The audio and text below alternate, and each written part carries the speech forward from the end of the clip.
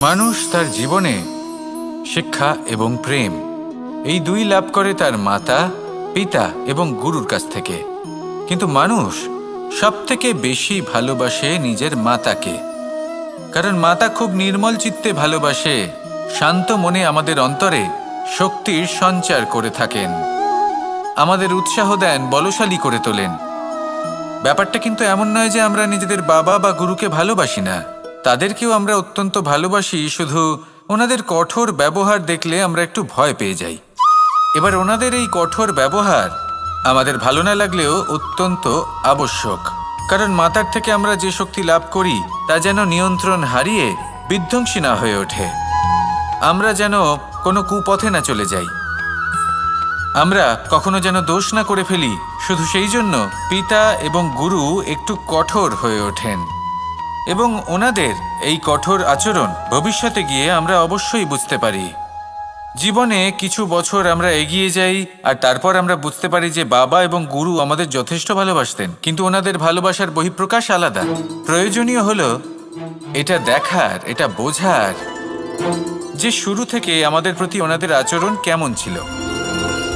ওনাদের কঠোর হওয়ার পেছনে ওনাদের ভালোবাসাটা বোঝার চেষ্টা করুন, ওনাদের চিন্তাটা বোঝার চেষ্টা করুন, ওনাদের পথপ্রদর্শনের আড়ালে আপনার ভবিষ্যতের জন্য যে পরিকল্পনা ওনারা করেছেন সেটা বোঝার চেষ্টা করুন।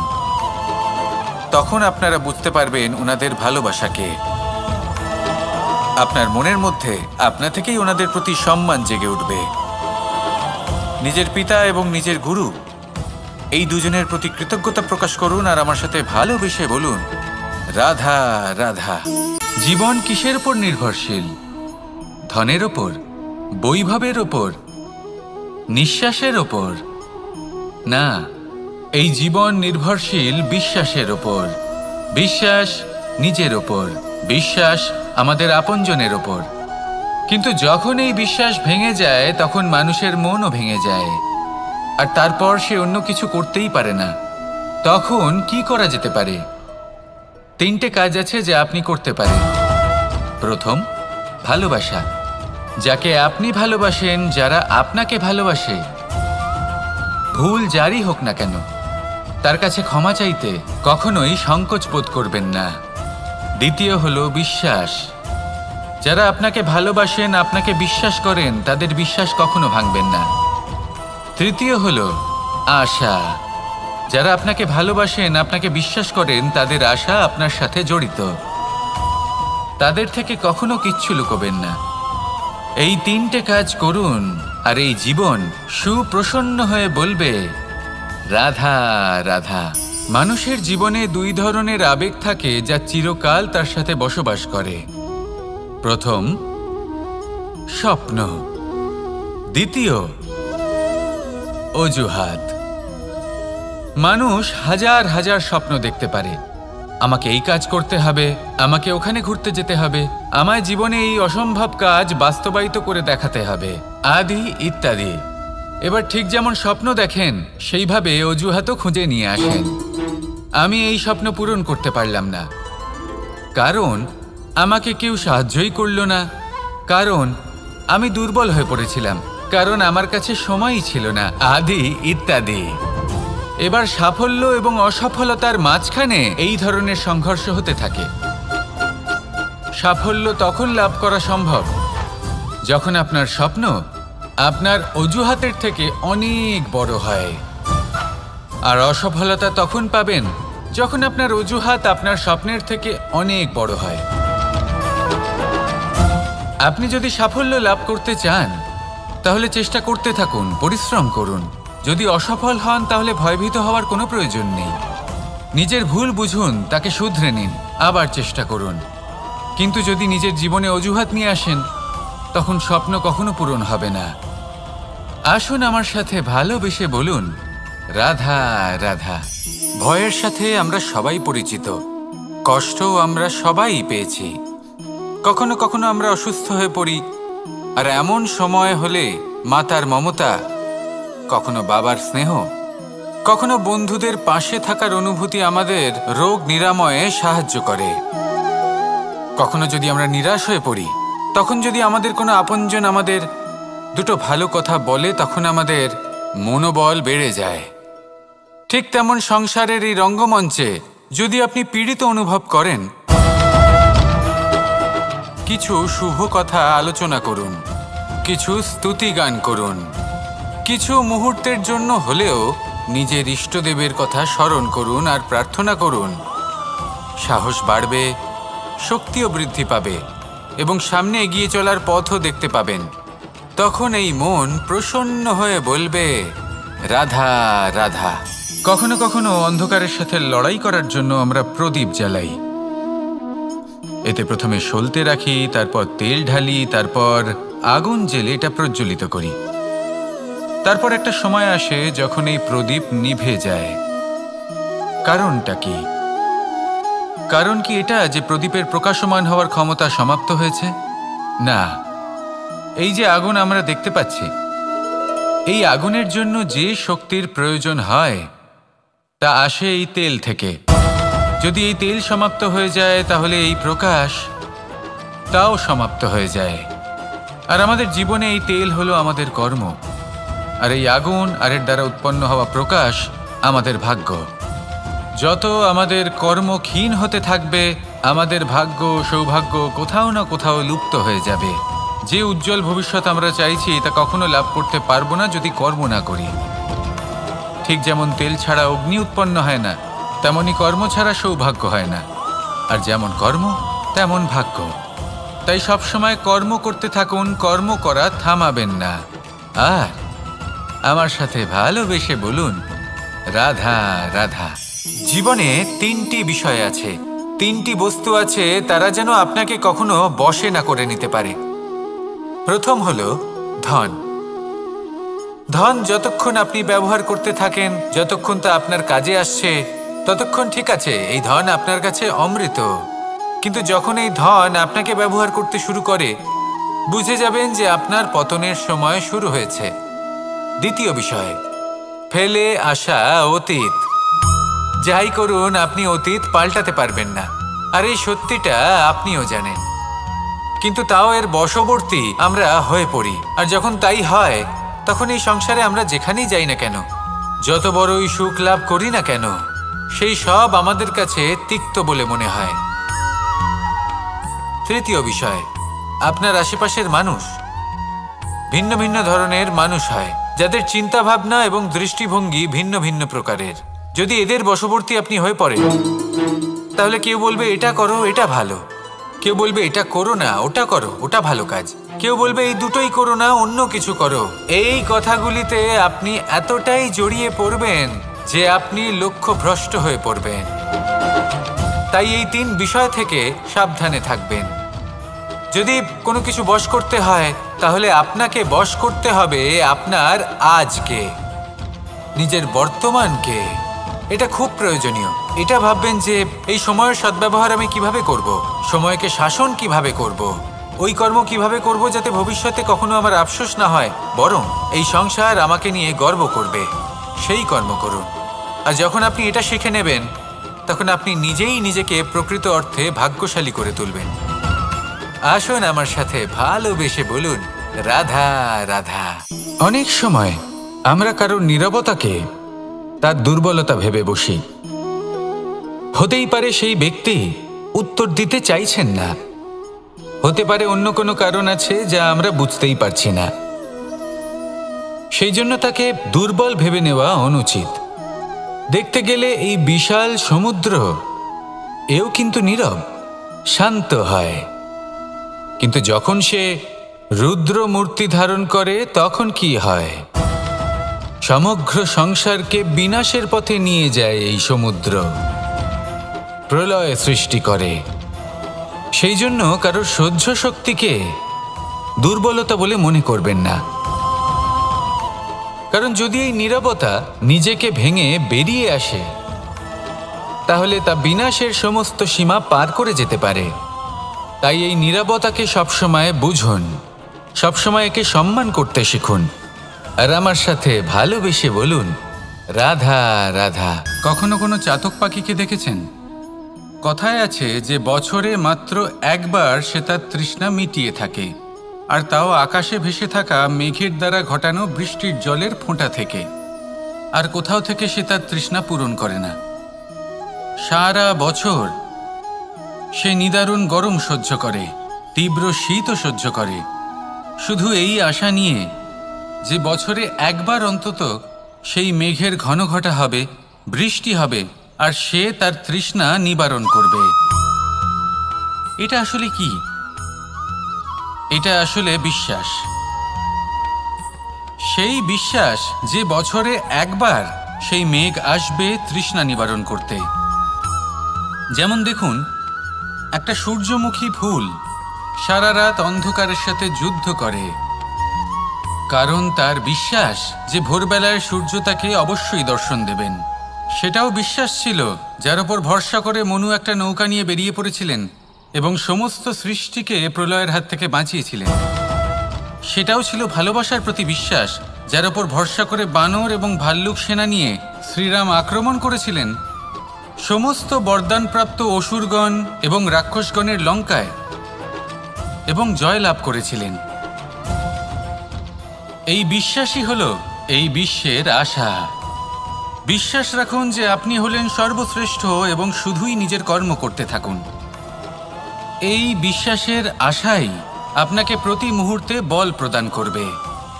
এ হলো আমার বিশ্বাস। আসুন আর আমার সাথে ভালোবেসে বলুন, রাধা রাধা। যোগাসন। যোগাসনে আসন অত্যন্ত গুরুত্বপূর্ণ। এবার আমি বলবো সবথেকে শ্রেষ্ঠ আসন কোনটি। আশ্বাস। নিজেকে আশ্বস্ত করতে থাকুন যে আমি আছি, সব ঠিক হবে, যা হচ্ছে ভালোর জন্য হচ্ছে।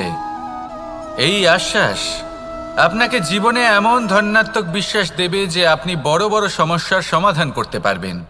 এবার যদি কথা বলি সবথেকে কঠিন সময়ের, তাহলে সেটা হলো বিচ্ছেদের। যা মা সীতাকে সহ্য করতে হয়েছে শ্রীরামের জন্য, রাধা কৃষ্ণকেও সহ্য করতে হয়েছে।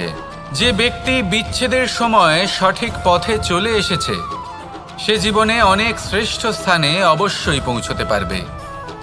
এবার যদি কথা বলি সবথেকে জরুরি এবং গুরুত্বপূর্ণ সময়ের, তাহলে সেটা হলো সংযোগ। সকলকে সাহায্য করতে থাকুন। আপনি অন্যদের সাহায্য করে তাদের যত আনন্দ দিতে পারবেন ততটাই আনন্দ আপনারও জীবনে অবশ্যই আসবে।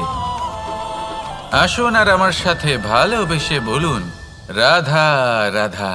সংসারে সকলে উঁচুতে উঠতে চায়, কেউ নত হতে চায় না। সবাই এটা মনে করে যে নত হওয়ার অর্থ হলো তাদের আত্মসম্মান এবং অহংবোধের বিরুদ্ধাচরণ করা।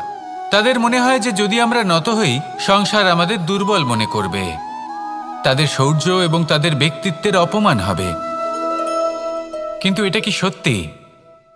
প্রত্যেকবার নত হওয়ার অর্থ কি সম্মানহানি হওয়া? কখনোই নয়।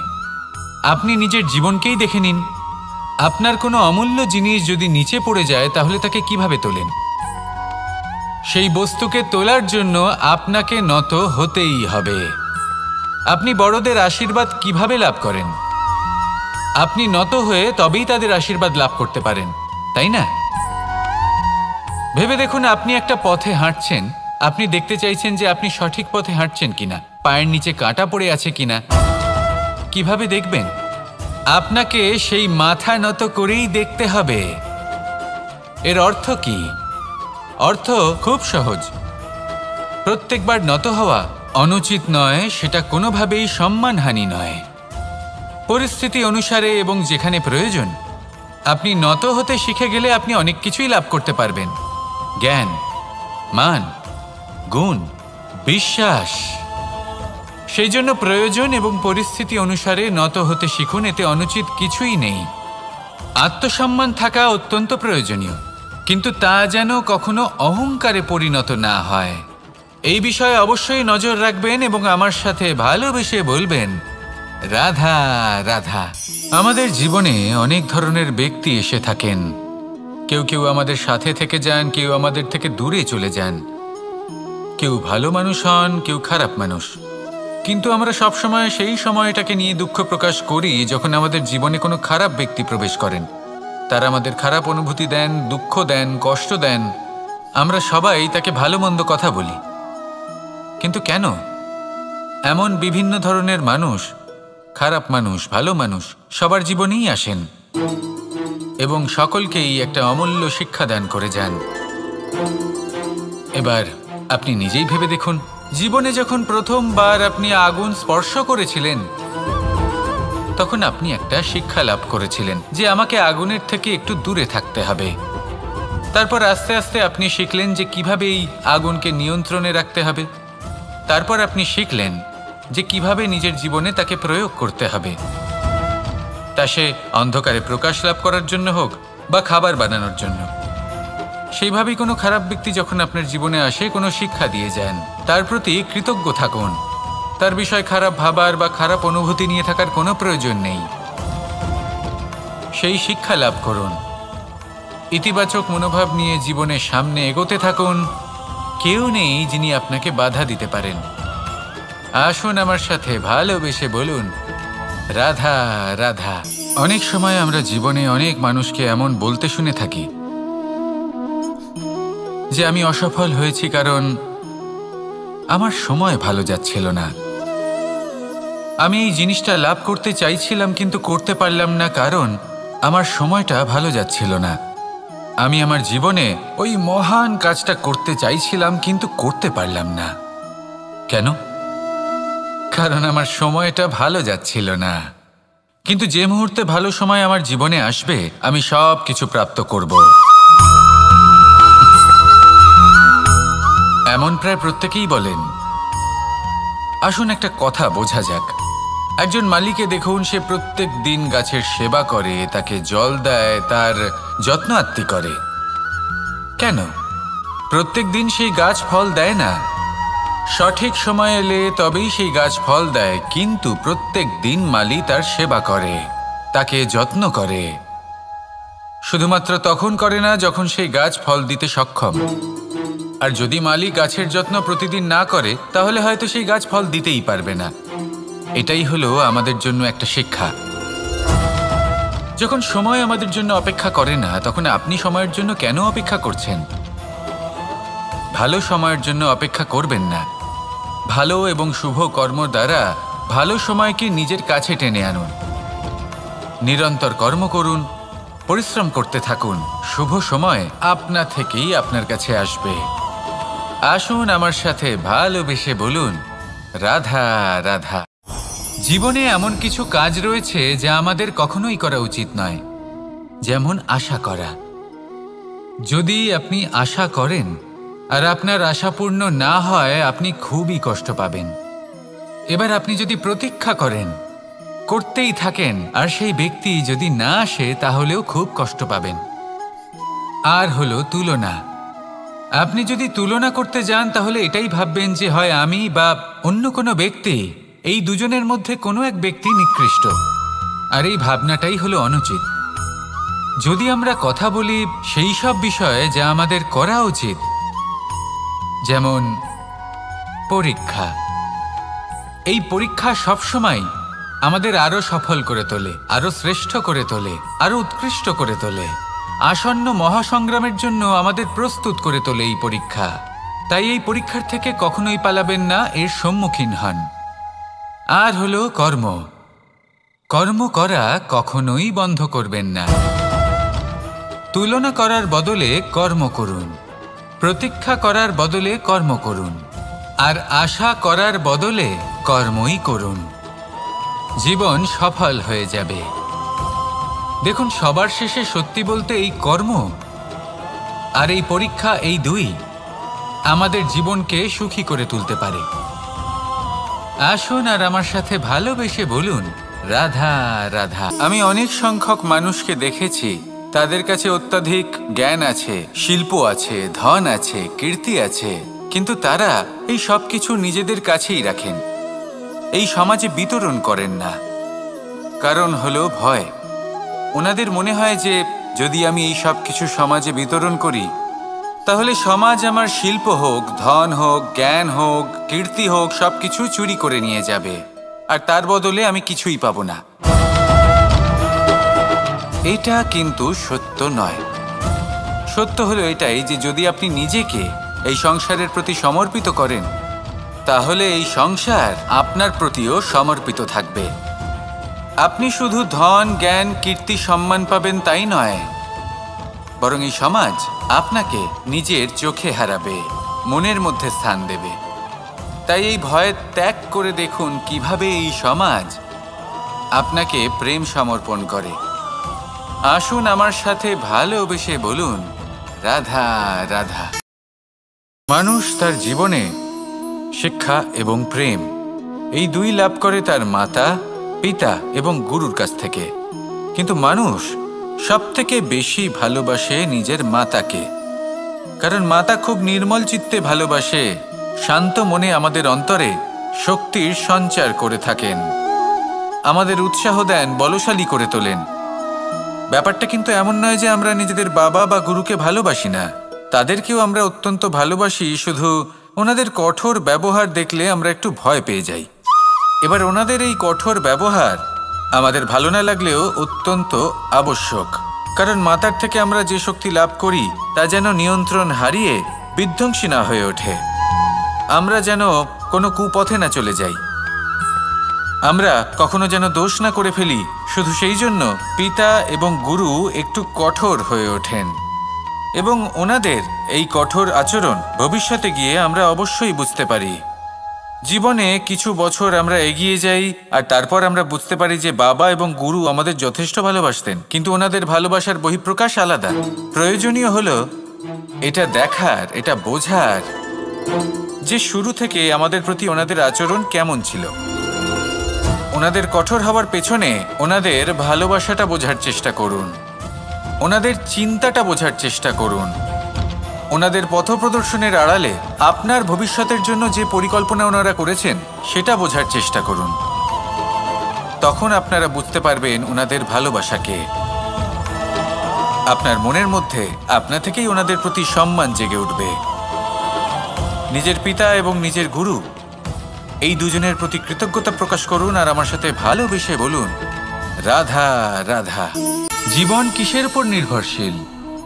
ধনের ওপর, বৈভবের ওপর, নিঃশ্বাসের ওপর? না, এই জীবন নির্ভরশীল বিশ্বাসের ওপর। বিশ্বাস নিজের ওপর, বিশ্বাস আমাদের আপনজনের ওপর। কিন্তু যখন এই বিশ্বাস ভেঙে যায় তখন মানুষের মনও ভেঙে যায়, আর তারপর সে অন্য কিছু করতেই পারে না। তখন কি করা যেতে পারে? 3টে কাজ আছে যা আপনি করতে পারেন। প্রথম, ভালোবাসা। যাকে আপনি ভালোবাসেন, যারা আপনাকে ভালোবাসে, ভুল যারই হোক না কেন, তার কাছে ক্ষমা চাইতে কখনোই সংকোচ বোধ করবেন না। দ্বিতীয় হলো বিশ্বাস। যারা আপনাকে ভালোবাসেন, আপনাকে বিশ্বাস করেন, তাদের বিশ্বাস কখনো ভাঙবেন না। তৃতীয় হলো আশা।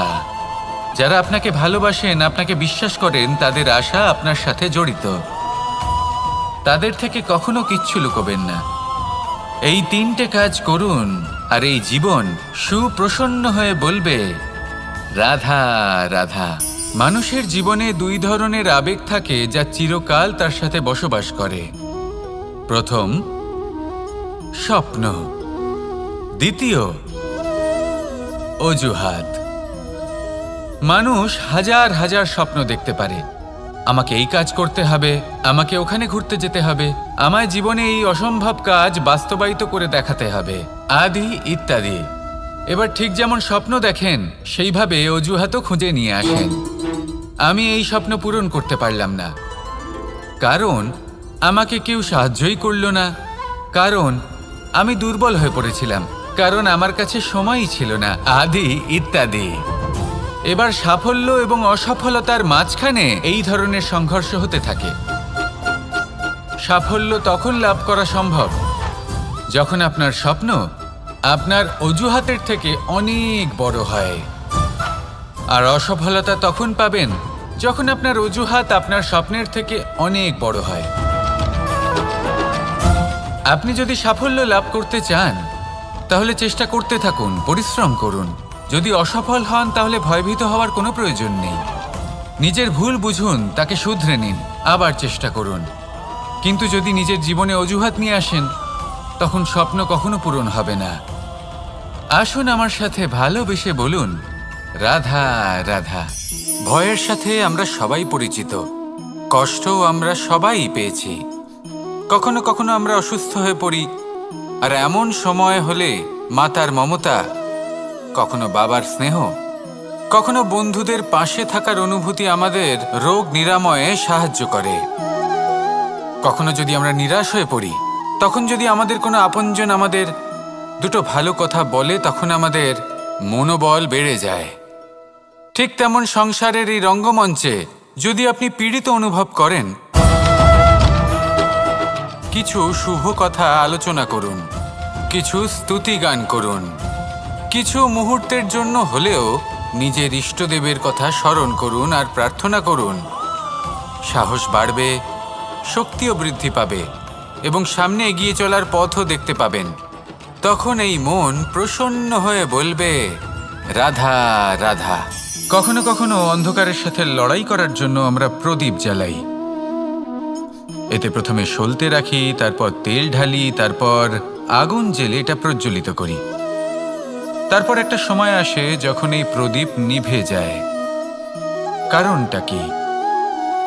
কারণ কি এটা যে প্রদীপের প্রকাশমান হওয়ার ক্ষমতা সমাপ্ত হয়েছে?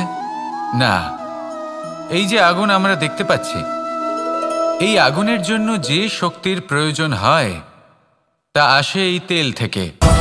যদি এই তেল সমাপ্ত হয়ে যায় তাহলে এই প্রকাশ তাও সমাপ্ত হয়ে যায়। আর আমাদের জীবনে এই তেল হলো আমাদের কর্ম, আর এই আগুন আর এর দ্বারা উৎপন্ন হওয়া প্রকাশ আমাদের ভাগ্য। যত আমাদের কর্ম ক্ষীণ হতে থাকবে, আমাদের ভাগ্য সৌভাগ্য কোথাও না কোথাও লুপ্ত হয়ে যাবে। যে উজ্জ্বল ভবিষ্যৎ আমরা চাইছি তা কখনো লাভ করতে পারবো না যদি কর্ম না করি। ঠিক যেমন তেল ছাড়া অগ্নি উৎপন্ন হয় না, তেমনি কর্ম ছাড়া সৌভাগ্য হয় না। আর যেমন কর্ম তেমন ভাগ্য। তাই সবসময় কর্ম করতে থাকুন, কর্ম করা থামাবেন না। আর আমার সাথে ভালোবেসে বলুন, রাধা রাধা। জীবনে তিনটি বিষয় আছে, তিনটি বস্তু আছে, তারা যেন আপনাকে কখনো বশে না করে নিতে পারে। প্রথম হলো ধন। ধন যতক্ষণ আপনি ব্যবহার করতে থাকেন, যতক্ষণ তা আপনার কাজে আসছে, ততক্ষণ ঠিক আছে, এই ধন আপনার কাছে অমৃত। কিন্তু যখন এই ধন আপনাকে ব্যবহার করতে শুরু করে, বুঝে যাবেন যে আপনার পতনের সময় শুরু হয়েছে। দ্বিতীয় বিষয়, ফেলে আসা অতীত। যাই করুন, আপনি অতীত পাল্টাতে পারবেন না, আর এই সত্যিটা আপনিও জানেন। কিন্তু তাও এর বশবর্তী আমরা হয়ে পড়ি। আর যখন তাই হয়, তখন এই সংসারে আমরা যেখানেই যাই না কেন, যত বড়ই সুখ লাভ করি না কেন, সেই সব আমাদের কাছে তিক্ত বলে মনে হয়। তৃতীয় বিষয়, আপনার আশেপাশের মানুষ ভিন্ন ভিন্ন ধরনের মানুষ হয়, যাদের চিন্তা ভাবনা এবং দৃষ্টিভঙ্গি ভিন্ন ভিন্ন প্রকারের। যদি এদের বশবর্তী আপনি হয়ে পড়েন, তাহলে কেউ বলবে এটা করো, এটা ভালো। কেউ বলবে এটা করো না, ওটা করো, ওটা ভালো কাজ। কেউ বলবে এই দুটোই করো না, অন্য কিছু করো। এই কথাগুলিতে আপনি এতটাই জড়িয়ে পড়বেন যে আপনি লক্ষ্যভ্রষ্ট হয়ে পড়বেন। তাই এই তিন বিষয় থেকে সাবধানে থাকবেন। যদি কোনো কিছু বশ করতে হয়, তাহলে আপনাকে বশ করতে হবে আপনার আজকে, নিজের বর্তমানকে। এটা খুব প্রয়োজনীয়। এটা ভাববেন যে এই সময়ের সদ্ব্যবহার আমি কিভাবে করব, সময়কে শাসন কিভাবে করব, ওই কর্ম কিভাবে করব যাতে ভবিষ্যতে কখনো আমার আফসোস না হয়, বরং এই সংসার আমাকে নিয়ে গর্ব করবে, সেই কর্ম করুন। আর যখন আপনি এটা শিখে নেবেন, তখন আপনি নিজেই নিজেকে প্রকৃত অর্থে ভাগ্যশালী করে তুলবেন। আসুন আমার সাথে ভালোবেসে বলুন, রাধা রাধা। অনেক সময় আমরা কারোর নীরবতাকে তার দুর্বলতা ভেবে বসি। হতেই পারে সেই ব্যক্তি উত্তর দিতে চাইছেন না, হতে পারে অন্য কোনো কারণ আছে যা আমরা বুঝতেই পারছি না। সেই জন্য তাকে দুর্বল ভেবে নেওয়া অনুচিত। দেখতে গেলে এই বিশাল সমুদ্র এও কিন্তু নীরব, শান্ত হয়। কিন্তু যখন সে রুদ্র মূর্তি ধারণ করে তখন কি হয়? সমগ্র সংসারকে বিনাশের পথে নিয়ে যায় এই সমুদ্র, প্রলয় সৃষ্টি করে। সেই জন্য কারোর সহ্য শক্তিকে দুর্বলতা বলে মনে করবেন না, কারণ যদি এই নীরবতা নিজেকে ভেঙে বেরিয়ে আসে তাহলে তা বিনাশের সমস্ত সীমা পার করে যেতে পারে। তাই এই নীরবতাকে সবসময় বুঝুন, সবসময় একে সম্মান করতে শিখুন, আর আমার সাথে ভালোবেসে বলুন রাধা রাধা। কখনো কোনো চাতক পাখিকে দেখেছেন? কথায় আছে যে বছরে মাত্র একবার সে তার তৃষ্ণা মিটিয়ে থাকে, আর তাও আকাশে ভেসে থাকা মেঘের দ্বারা ঘটানো বৃষ্টির জলের ফোঁটা থেকে। আর কোথাও থেকে সে তার তৃষ্ণা পূরণ করে না। সারা বছর সে নিদারুণ গরম সহ্য করে, তীব্র শীতও সহ্য করে, শুধু এই আশা নিয়ে যে বছরে একবার অন্তত সেই মেঘের ঘন ঘটা হবে, বৃষ্টি হবে, আর সে তার তৃষ্ণা নিবারণ করবে। এটা আসলে কি? এটা আসলে বিশ্বাস। সেই বিশ্বাস যে বছরে একবার সেই মেঘ আসবে তৃষ্ণা নিবারণ করতে। যেমন দেখুন, একটা সূর্যমুখী ফুল সারা রাত অন্ধকারের সাথে যুদ্ধ করে, কারণ তার বিশ্বাস যে ভোরবেলায় সূর্য তাকে অবশ্যই দর্শন দেবেন। সেটাও বিশ্বাস ছিল যার উপর ভরসা করে মনু একটা নৌকা নিয়ে বেরিয়ে পড়েছিলেন এবং সমস্ত সৃষ্টিকে প্রলয়ের হাত থেকে বাঁচিয়েছিলেন। সেটাও ছিল ভালোবাসার প্রতি বিশ্বাস যার উপর ভরসা করে বানর এবং ভাল্লুক সেনা নিয়ে শ্রীরাম আক্রমণ করেছিলেন সমস্ত বরদানপ্রাপ্ত অসুরগণ এবং রাক্ষসগণের লঙ্কায় এবং জয় লাভ করেছিলেন। এই বিশ্বাসই হলো এই বিশ্বের আশা। বিশ্বাস রাখুন যে আপনি হলেন সর্বশ্রেষ্ঠ এবং শুধুই নিজের কর্ম করতে থাকুন। এই বিশ্বাসের আশাই আপনাকে প্রতি মুহূর্তে বল প্রদান করবে। এ হলো আমার বিশ্বাস। আসুন আর আমার সাথে ভালোবেসে বলুন রাধা রাধা। যোগাসন। যোগাসনে আসন অত্যন্ত গুরুত্বপূর্ণ। এবার আমি বলবো সবথেকে শ্রেষ্ঠ আসন কোনটি। আশ্বাস। নিজেকে আশ্বস্ত করতে থাকুন যে আমি আছি, সব ঠিক হবে, যা হচ্ছে ভালোর জন্য হচ্ছে। এই আশ্বাস আপনাকে জীবনে এমন ধন্যাত্মক বিশ্বাস দেবে যে আপনি বড় বড় সমস্যার সমাধান করতে পারবেন। এবার যদি কথা বলি সবথেকে কঠিন সময়ের, তাহলে সেটা হলো বিচ্ছেদের। যা মা সীতাকে সহ্য করতে হয়েছে শ্রীরামের জন্য, রাধা কৃষ্ণকেও সহ্য করতে হয়েছে। যে ব্যক্তি বিচ্ছেদের সময় সঠিক পথে চলে এসেছে সে জীবনে অনেক শ্রেষ্ঠ স্থানে অবশ্যই পৌঁছতে পারবে।